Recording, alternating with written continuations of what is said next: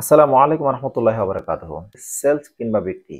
Sales কিংবা বিক্রি বলতে আমরা কি বুঝি? অথবা একজন সেলস পারসনের মূল দায়িত্ব কতটুকু এবং কি করা উচিত? একজন সেলস পারসন আর একজন ডক্টর এর মধ্যে খুব একটা পার্থক্য নেই কিন্তু। ডক্টরের কাছে আপনি কেন যাচ্ছেন? আপনার শরীর খারাপ বা কোনো একটা পার্টে আপনি প্রবলেম ভোগ করছেন অথবা কানে বা পেটে ইত্যাদি ইত্যাদি। ডক্টরের কাছে যাচ্ছেন, ডক্টর আপনাকে কিছু টেস্ট দিচ্ছে, সেই টেস্ট মোতাবেক উনি আপনাকে একটা পরামর্শ দিচ্ছে আপনি এই মেডিসিনগুলো খাবেন। মানে উনি একজন কনসালটেন্ট। ডক্টরকে আমরা বেসিক্যালি ওষুধ আনতে যাই না, আমরা জানতে যাই কোন ওষুধটা খাবো। ডক্টরের মূল কাজ কনসালটেন্ট করা, আপনাকে পরামর্শ দেওয়া কোন বডিটা বা কোন মেডিসিনটা আপনি খাবেন, কোনটা মাখবেন। এটাকে আরো ভালো করে উনি বোঝার জন্য কিছু টেস্ট আমাদেরকে দেয়। তো এখন সেম পার্টটা এখানে আমরা স্টপ রাখি, আমরা চলে আসি সেলসম্যানের কাছে। সেলসম্যানের কাজ কি? সেলসম্যানে যদি আপনি পারফেক্ট একজন সেলসম্যান হন, আপনারও সেম কাজ। যে কাস্টমারকে আপনি টার্গেট করলেন, ধরে নিচ্ছি আপনি এই পেন্সিলটা কাস্টমার কাছে বিক্রি করবেন, আপনাকে বুঝতে হবে এই পেন্সিলটা ওনার লাগবে কিনা। আপনি পেন্সিল কোম্পানির মালিক, আপনাকে বুঝতে হবে আপনার পেন্সিল ওনার কি কি কাজে লাগে। আমাকে আপনি টার্গেট করলেন, আমার কাছে পেন্সিল বিক্রি করবেন।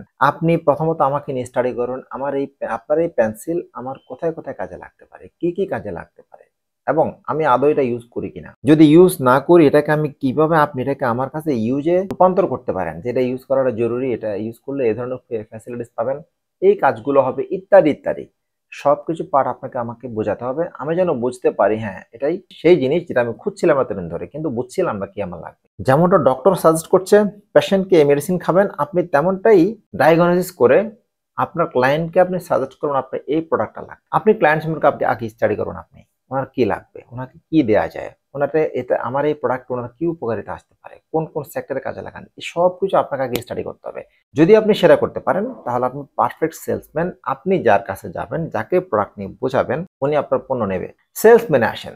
সেলসম্যান আপনি অনেক সুন্দর, আপনি অনেক ভালো লেভেলে শিক্ষিত, আপনার ফ্যামিলি ব্যাকগ্রাউন্ড যথেষ্ট স্ট্রং, আপনার কোম্পানি যথেষ্ট বড় কোম্পানি, কিন্তু আপনি কাস্টমারের প্রবলেম বুঝতে পারেন না, কাস্টমারের কি সমস্যা আপনি সেটা বুঝতে পারেন না, কাস্টমার কেন আপনার প্রোডাক্টটা নেবে সেটা আপনি জানেন না, তাহলে আপনি কিন্তু ভালো সেলসম্যান না।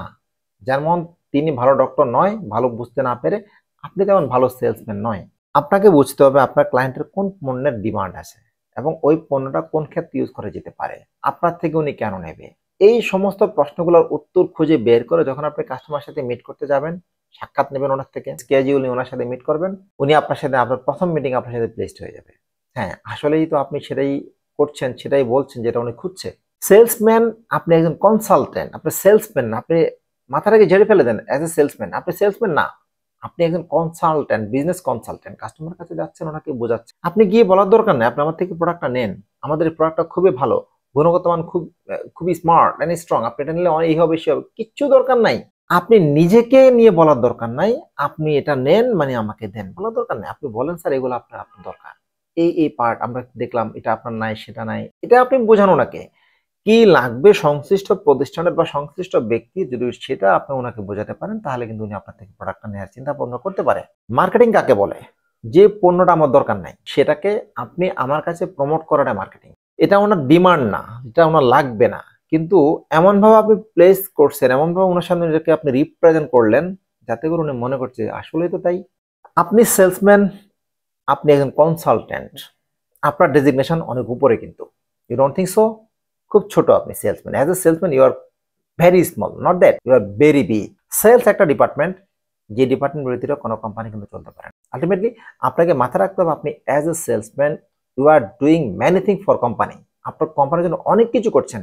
দিন শেষে যদিও কোম্পানি সেলসম্যানকে প্রেশার দেয়, একটু বকা দেয়, রিজনটা কি?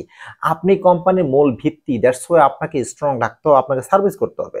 অন্যান্য ডিপার্টমেন্টে কিন্তু এত সার্ভিসিং করে না, এত বকাঝকা দেয় না। বকাঝকা দেওয়া মানে আপনাকে সার্ভিস করা হচ্ছে, আপনাকে ট্রিটমেন্ট দেওয়া হচ্ছে, আপনাকে নার্সিং করা হচ্ছে, দ্যাটস ইট। একই কিছু না একইভাবে বলে। আপনার বস যদি বিশেষ কোনো কারণে আপনাকে এই নিয়ে কিছু বলে, মাথা নেওয়ার দরকার নাই। আপনার ফোকাস থাকুন ওইদিকে, আমি আমার ক্লায়েন্টকে কনসালটেশন দিয়ে, ক্লায়েন্টকে বুদ্ধি পরামর্শ দিয়ে আমি আমার প্রোডাক্টটা বিক্রি করব। যে কিনা কাস্টমারের প্রবলেম ডায়াগনোসিস করে কাস্টমারকে সেই অনুসারে সমাধান দেবে, পণ্য সাপ্লাই দেবে, দ্যাটস ইট। আপনি কোম্পানির 1 নম্বর ডেজিগনেশনটা হোল্ড করছেন। আচ্ছা বলুন তো, আপনি সেলস পারসন যদি সেল না করতে পারেন, কোম্পানির মালিক কি মালিক থাকবে? কোম্পানি থাকবে? না কোম্পানি থাকবে না মালিক থাকবে। দ্যাটস মিন আপনি কোম্পানির মালিককে কোম্পানির চেয়ারে বসিয়ে রাখার জন্য সুযোগ করে দিচ্ছেন। নিজেকে কখনো হীনমন্যতায় নেবেন না, শুধু সেলস ম্যান হিসেবে চিন্তা না করে কনসালটেন্ট হিসেবে চিন্তা করেন, বিজনেস কনসালটেন্ট, ততটুকুতে আপনার লাইফ সেটেল হয়ে যাবে। ধন্যবাদ।